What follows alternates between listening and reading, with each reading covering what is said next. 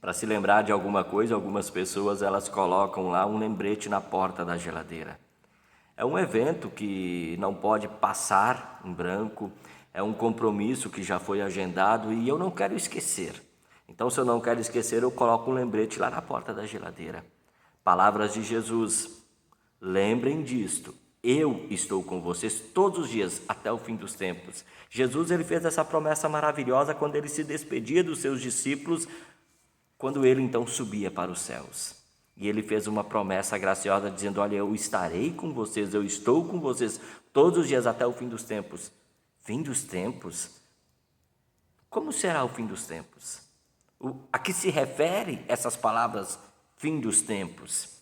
No dia de Pentecostes, nós observamos que as pessoas incrédulas diante daquele maravilhoso evento que estava acontecendo, que era justamente as pessoas ouvirem a mensagem do Evangelho na sua própria língua, elas começaram a acusar os discípulos de estarem bêbados. E diante disso, Pedro disse: nada disso, ninguém está bêbado aqui. O que está acontecendo é o cumprimento da promessa das promessas do Antigo Testamento. Aliás, promessa essa que já foi anunciada pelo profeta Joel. Está lá no livro de Joel, capítulo 2, versículo 28 a 32. E está repetido as palavras, porque Pedro disse elas no dia de Pentecostes, em Atos, capítulo 2. E ali Pedro ele diz: no dia que Deus derramar o Espírito Santo sobre os seus, vai começar a contagem dos últimos dias. Então, a partir do Pentecostes começou o último dia, os últimos dias. E daí o profeta Joel e Pedro, ele confirma isso, repetindo o profeta, ele diz assim: nos últimos dias vão aparecer sinais espantosos no céu. Vez ou outra a gente se depara com sinais espantosos no céu. Na terra vai ocorrer milagres, sangue, fogo, fumaça, sol escuro, a lua cor de sangue. O apóstolo Paulo, quando ele escreve a carta lá para Timóteo, ele diz que nos últimos tempos, esses que nós estamos vivendo, os últimos tempos seriam tempos difíceis. Por quê? Porque os seres humanos, eles ficariam egoístas, avarentos, orgulhosos, arrogantes, eles se tornariam blasfemadores, os filhos se tornariam desobedientes aos pais, ingratos, ímpios, as pessoas iriam perder o amor pela família, muitos se tornariam pessoas irreconciliáveis, caluniadores, pessoas iriam perder o domínio próprio, se tornariam cruéis, inimigos do bem, traidores, atrevidos, convencidos, amantes do prazer e não mais das coisas de Deus. Elas até iriam dizer que elas estavam em determinada igreja e iriam dizer que professam determinada fé, mas na verdade, só na frente dos outros, mas nada, não era ou não seria assim.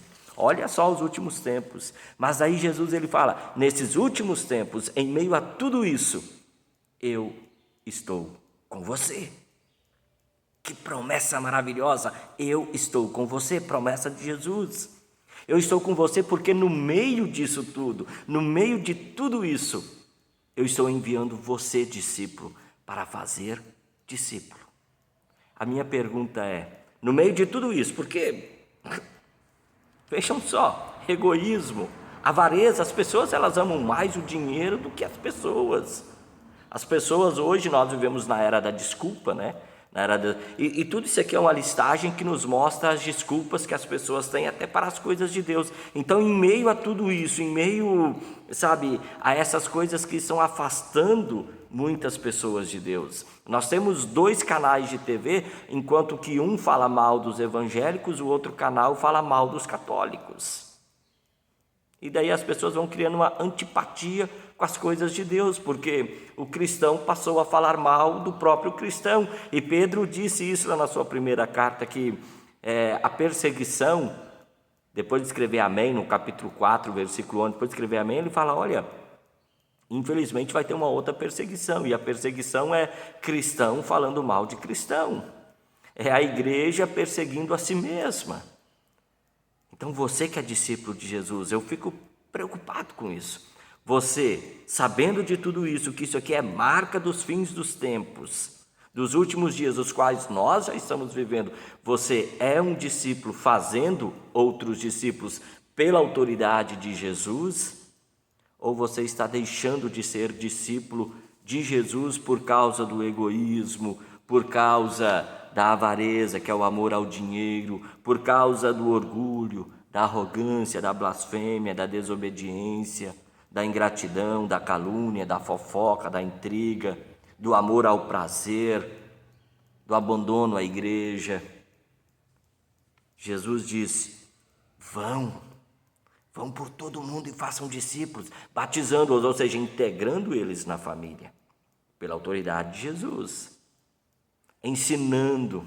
O discípulo, ele está integrado, o discípulo está em comunhão, e o discípulo, ele está também aprendendo para ensinar.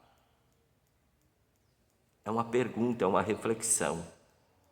Sou eu discípulo fazendo discípulo nesses últimos tempos, marcado por tudo isso?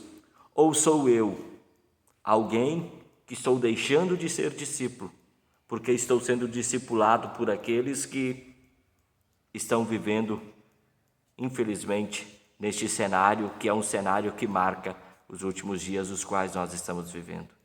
Jesus faz uma promessa, e a promessa é para você que continua engajado na missão de Deus. Qual missão de Deus? Fazer discípulos.